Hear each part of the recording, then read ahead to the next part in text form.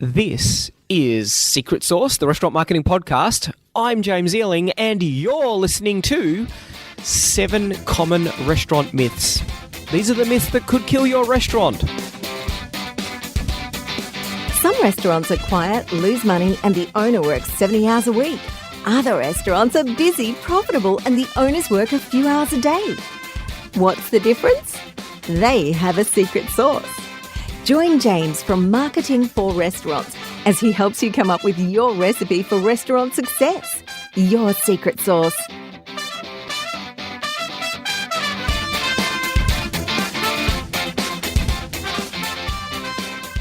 Hello everyone, welcome back. Last week we got through 4 of the 7 common restaurant myths.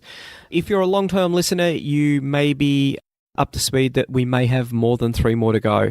One of our little things, we always try to underpromise and overdeliver. So spoilers, there will be more than 3 to go. But we will get through them in this episode. Hopefully, I'm pretty sure we will. Before we crack into it, a couple of quick public service announcements. If you're struggling in your restaurant, then maybe have a chat to us. I would like to think that if you've listened to more than a couple of podcasts, then hopefully we've been able to demonstrate the expertise and skill that we've got in helping restaurants to really find more customers, turn them into repeat customers, and increase the profitability of your restaurant. It's something that we're super passionate about.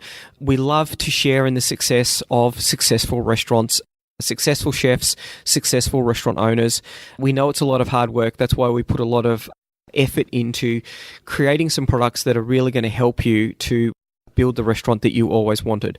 And whether it's you need some of our free help, so we've got our free online restaurant booking system, which has done millions and millions and millions of dollars worth of bookings for restaurants.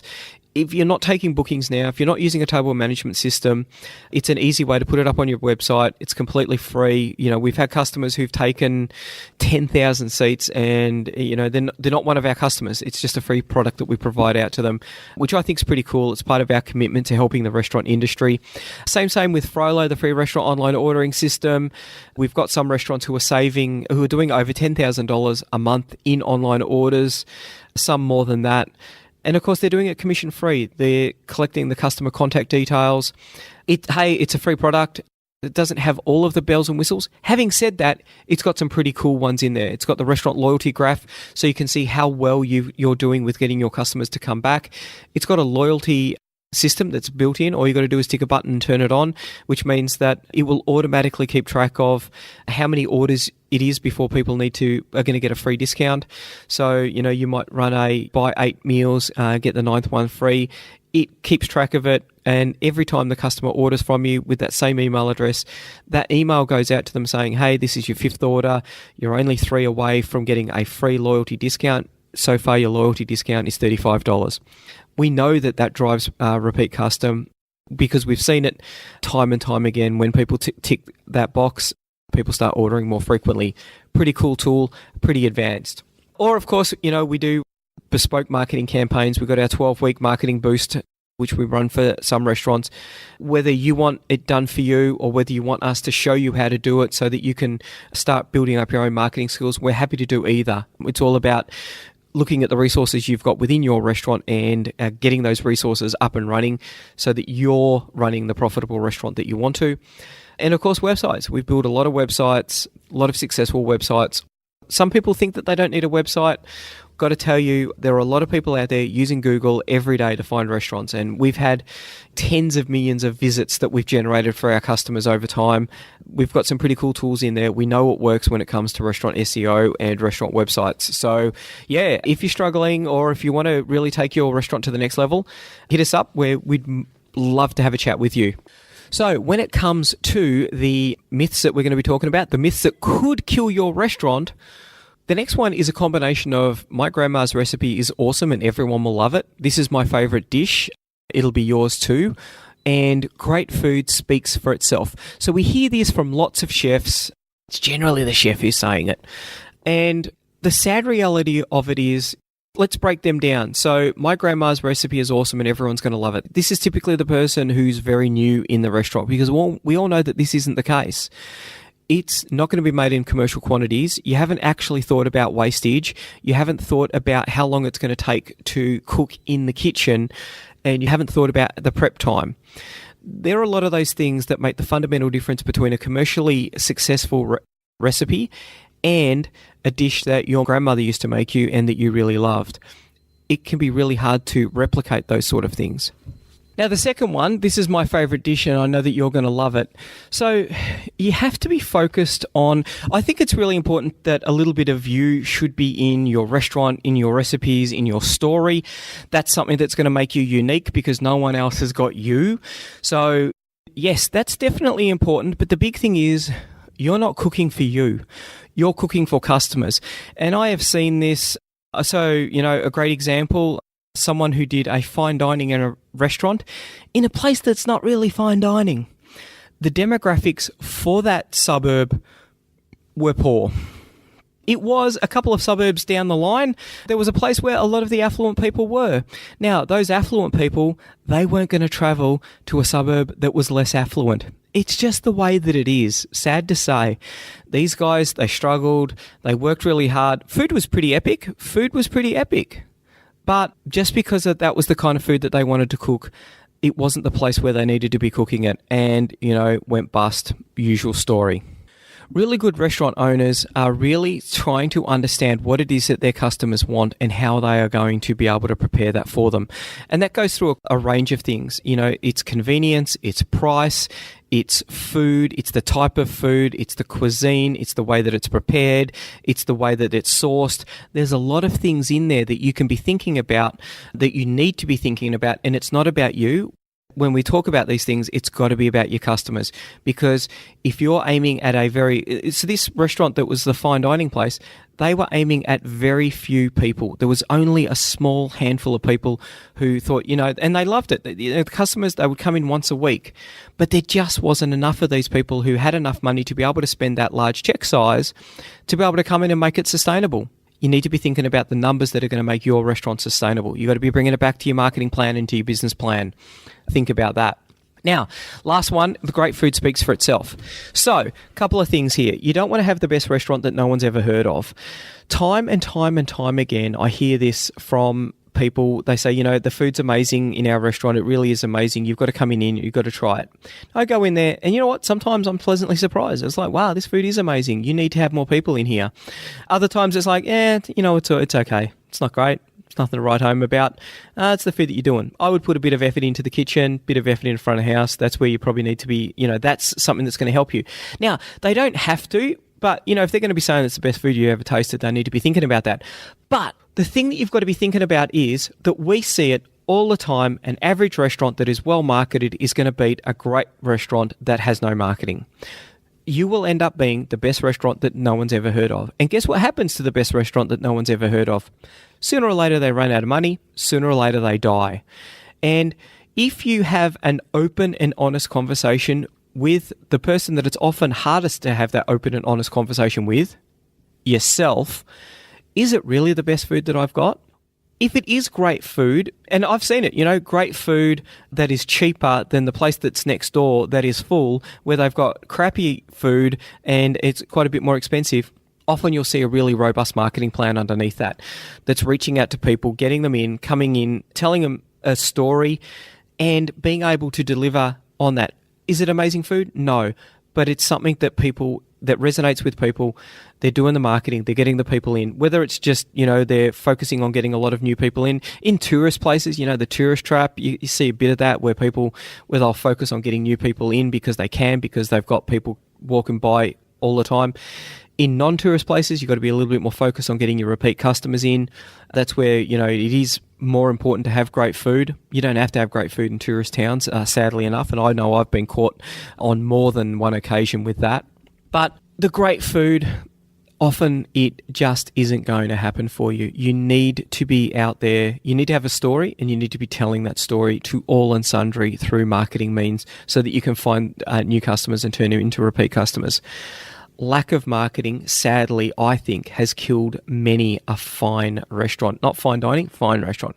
Restaurants with great food, people who are really passionate about what it is that they do, and they deliver it immaculately, but just not enough people really bought into what it was that they were doing. Now, restaurant myth number 6. And I hear this quite a bit, so how's everything going in the restaurant? Oh, it's pretty tough. No, so why do you think it's pretty tough? Well, it's the economy. Okay. And so what's going to happen? What's your plan? Oh, things are going to get better. And I can think of probably 10 restaurants where I've had this conversation. You know what? It's been a tough year. It's been pretty tough. Oh, okay. So what's the plan? Oh, well, things are going to get better. Now, of the people that I'm thinking about now, a lot of them, it didn't get better. A lot because of the fact that it wasn't the economy. Sometimes the economy has a part to play in it. But in general, when people think that things are going to get better, they don't.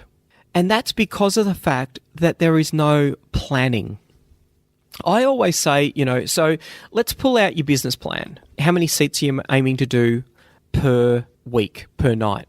And, most people have got a revenue number that they know that they need to be doing. Now, often it's based on, I don't know, they might have thrown it at a dartboard, thrown a dart at a dartboard, or, use some sort of random number generator to come up with that number. I'm not exactly sure that there's an Excel spreadsheet that actually underlies that and that they know that they're going to be profitable when they hit that number. Most people have got a number though, whether it's based in fact or fiction, that's a separate thing. But the thing that scares me massively is that there is no plan around that. So in our company, we have numbers. We want to be able to do this. We want to provision X number of websites. We want to get X number of Forbes and Frollo people onboarded. And you know what? Sometimes we don't hit those numbers. And I sit down and go, you know what? How are we going to grow the company? What are we going to do? I will work towards that. That's my job, is to put a change in place to improve those numbers. That's my entire job. That's the only thing I really do. I'm looking at the difference between our business plan and what is actually happening, and I'm trying to close that gap. Because once you hit a target, of course, obviously the target gets higher. That's the way it is. There are very few restaurants when they say, so we actually need to be seeing on a Saturday night, we need to be doing, 125 covers. And so the thing that I'm concerned about is over the last 2 Saturday nights, we've actually been around 80 or 90. So I'm short 40. So this is my plan. We're running a Facebook campaign. I've got the chef to come up with a new menu item. We're going to run it as a Saturday night special, and we're emailing that out to our database of 4,500 people. And I think that with a conversion rate of X% and a number of people coming in, booking X number of, Z number of seats, I believe that I can close that gap on that 120 people that we need to be getting in. I've never heard that, ever. But that's what you need to be doing. If it is the economy, if it is some roadworks that have been going in, we hear that a bit, the council's doing this and now no one's walking by. People expect it to come in. Far too many restaurant owners at the end of the night, they go, this is how many people came in. And it's like manna from heaven. It is what the gods have willed for them, rather than going out and driving that result. You know what? It's going to rain today and it's been pretty quiet, so it's going to be a really quiet night. I am going to do a Facebook Live right now and I'm going to offer something to get some people in, because we really need to get some people in. Said, virtually no one ever. But you need to be thinking like that. One of the things that I found really interesting, on multiple occasions, we've had people who have come to us who've said, hey, I want some help with marketing. It's like industry, i.e. not in hospitality, and I'm about to take over a restaurant. And it's like, oh, okay, so we got one of these people. Now, I used to think that it was going to often end in tears. And when it's someone who starts a restaurant for the first time with no previous business experience, it often does, because it is such a hard industry. The interesting thing I find with people who are coming from a different industry is that they know about things like, the business plan and the ways that you can close the gap between what you are hoping to get and what you are getting. So they'll be like, yeah, we need to have a marketing plan, and these are the kind of things that I'm going to do. This is the way that I am going to drive the number of people that I need into my restaurant. You should be thinking about that. You should be looking at closing that gap, because far too few restaurants actually try to do that. Things are going to get better. Often they don't. And they're the people that we call up in 6 months' time. Hey, just ringing up how it's going. Oh, I closed the restaurant 3 months ago. We just couldn't make ends meet. Or, the lease was coming up and I just, it's just too hard. I couldn't do it. And it's like, well, you know what? The thing is, you put all of our effort into creating a great steak, pie, dessert, whatever it was that you did, you put no effort into the marketing, and I think that's really sad. Now, next one. Everyone will love my restaurant. We're designing this for everyone. So who's your target market? Oh, everyone. Everyone's going to love my restaurant. It's going to be epic. You know what? Everyone won't love your restaurant. And, it's a cold, hard fact.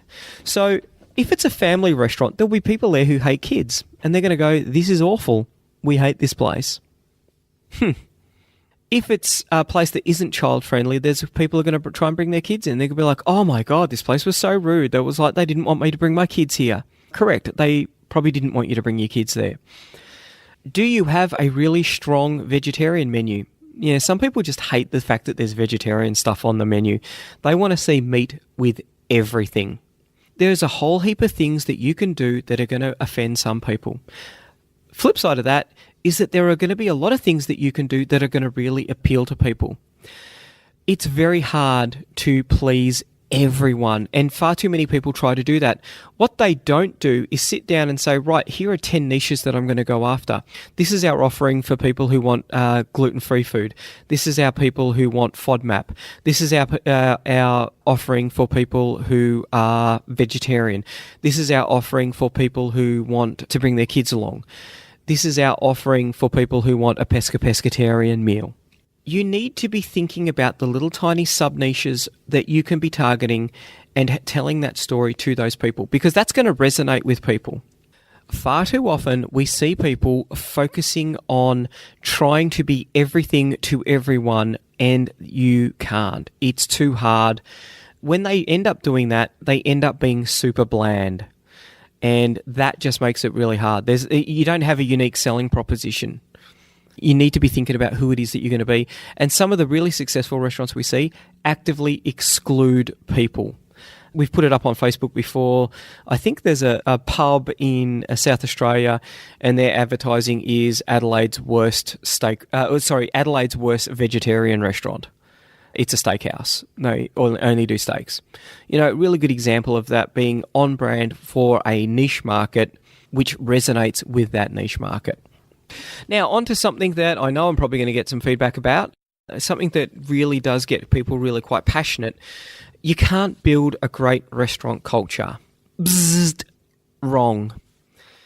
But James, we pay minimum wage. It's so hard to, or in Australia, probably below minimum wage. You're not meant to do that. You're meant to build a profitable business so that everyone's getting paid fairly. You're meant to do that. Sooner or later, they're going to catch up with you. They catch up with everyone.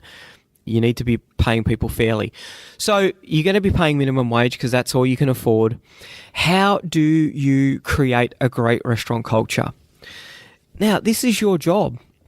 As the leader, you want to create a vision, and you want to identify the kind of people that you want to work in your restaurant. And it's one of the big problems. And people say, James, why do you talk about culture? And it's like, well, because your people are part of the product, and product is one of the 4 Ps of the restaurant marketing mix. And I think you can really going to struggle to create a great experience when you've got people who you're paying minimum wage to who don't really want to be there. You need to build that culture. And so, we spend a lot of time working on our culture, on our 4 key values, which is fun, learning, ownership, communication. And I really try and drill that into everyone in the team. We hire based on if we think people are going to share those values with us. We fire them when they don't share those values. Learning. We're a learning organisation. Everyone needs to be learning something new every day. And people who don't want to do the learning, sooner or later we fire them just because of the fact that they're not growing. And I would rather have someone who's going to be growing professionally in a slot than someone who isn't going to be, because they're going to be holding the company back. Your values are really important. Now, there's lots of things that we can do, and I'll include some links in the show notes to some of the podcasts that we've done. So we spoke to Carrie Luxem, and she's got a great book out there about how to restaurant HR, the Restaurant HR Playbook. We'll include a link to that. You should listen to the interview that we did with her because I think there's lots of gems in there as well. Another one that we did that I think is really, really important, Nick Sarillo, he's got a book out as well, A Slice of the Pie. Really successful restaurant owner who's been putting in the hard yards and built an amazing culture. I've been there, I've eaten in his restaurant, and it is completely epic, and that place lives and breathes its culture. So just because you're paying minimum wage doesn't mean that you can't build a great culture. And when you do that, things start to happen. Like, you don't need to be there all the time because people are going to take ownership. People are going to, you'll have people who can close up. You'll have people who can open. Wow. That means that you're not wedded to the number of hours that the restaurant's open.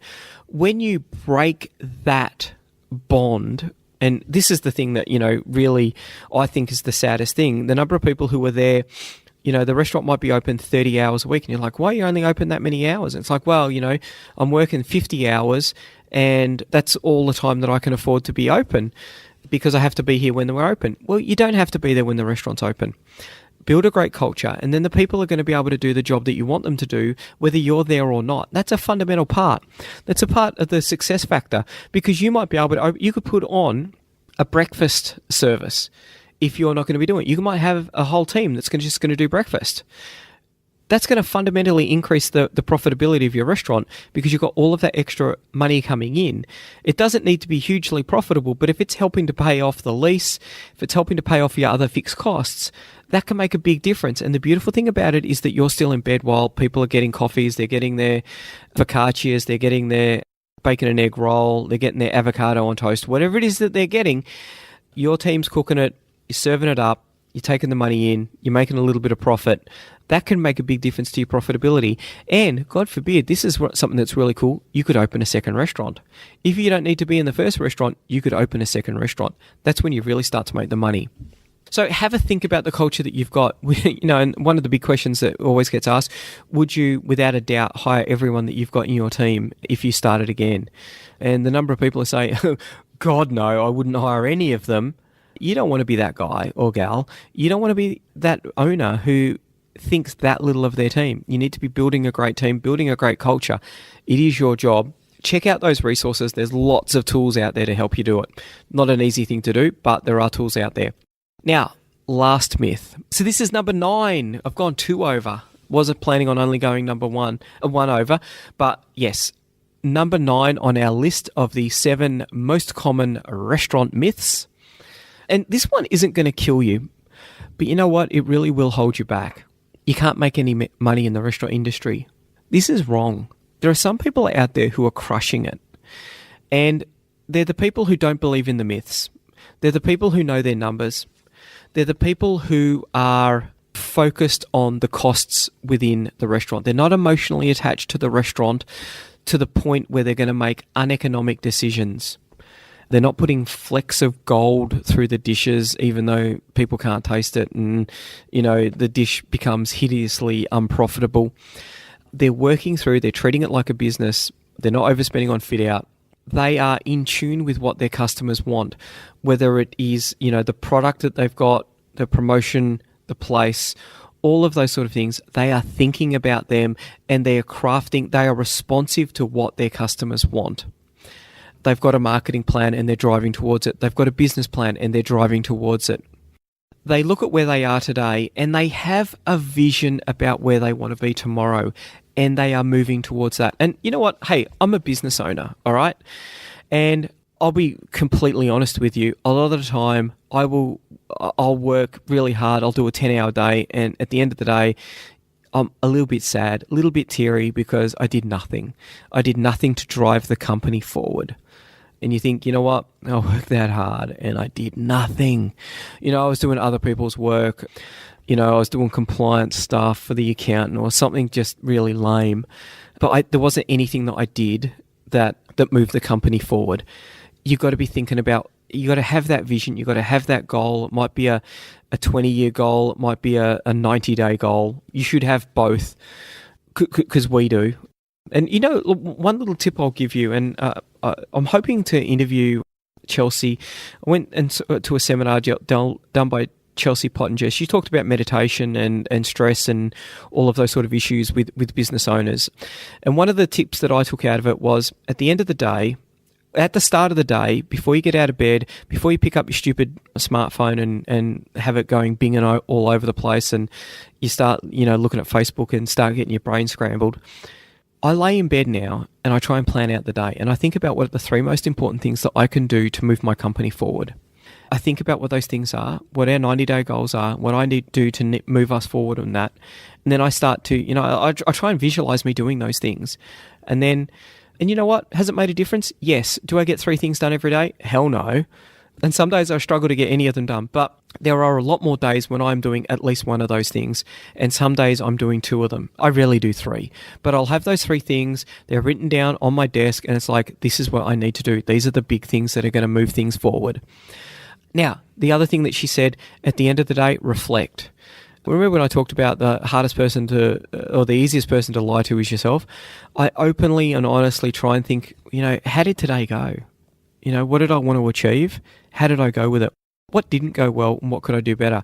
And I think those probably the most important 10 minutes of the day, where I plan out the day and then I reflect on it. This is probably my little knowledge bomb, a little bit philosophical, a little bit airy-fairy, but for me, it's made a big difference in my life and the way that we're running the company. And the team have noticed that, over the last 6 months, the pace has been pretty quick. We talk about wanting to move quickly. We've been moving pretty quickly over the last 6 months, and it's been really cool. So those people, they've got a plan, they're moving towards it. They're not the people who are saying that things are going to get better. They're the people who have a plan to make things better. They're the people who are very focused on who their customers are. They know who their customers are. More importantly, they know who their customers aren't. It's not everyone within 5 kilometers of your restaurant. All right? It can't be. You need to be more focused than that. And a lot of the successful restaurant owners, they are. They spend a lot of time on building a great restaurant culture. And you know what? Here's my little bit of advice.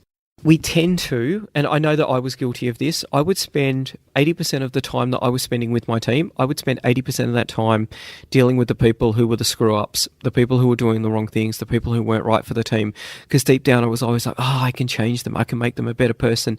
You know what? I'm not that good. I can't change them. They need to go to somewhere. They need to find a company where the leadership is a lot more inspired and the culture is a lot more enabling for them to really grow, which is code for I fire them.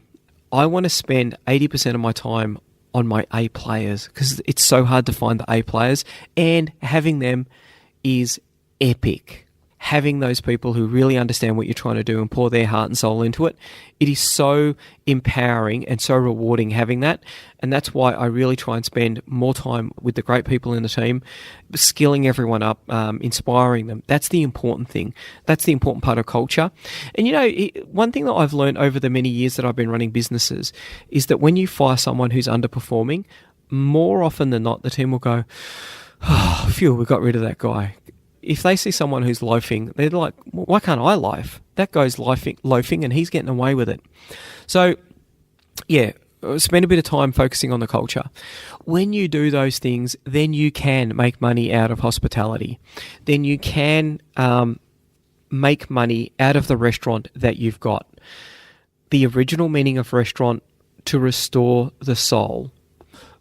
We live in an increasingly fragmented world. We live in an increasingly discombobulated world.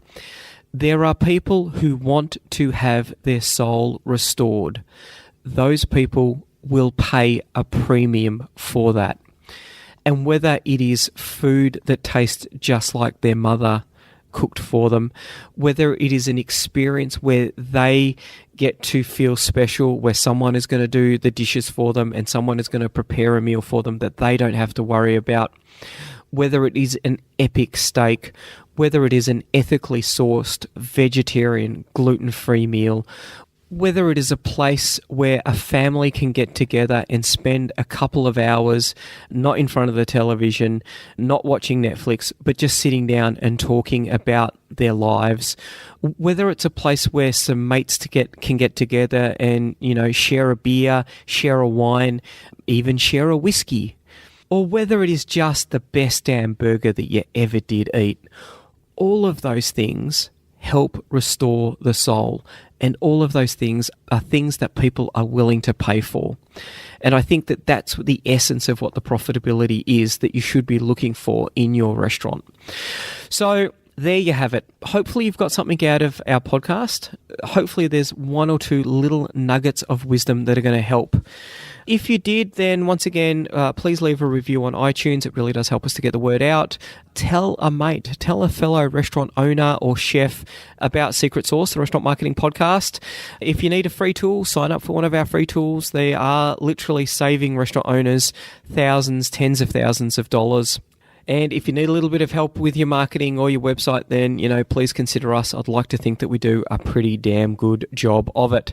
That's about it. Have a think about the myths. Crush them wherever you see them, and you will have a crushingly busy week, hopefully.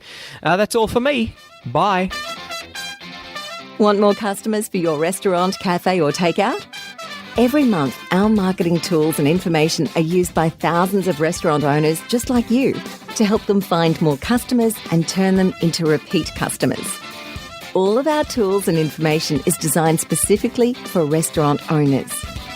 We know you don't have a lot of time to spend marketing or learning complicated procedures, so our tools are quick and easy to use. If you're looking to increase your revenue and profits or want to work less hours, check out marketingforrestaurants.com.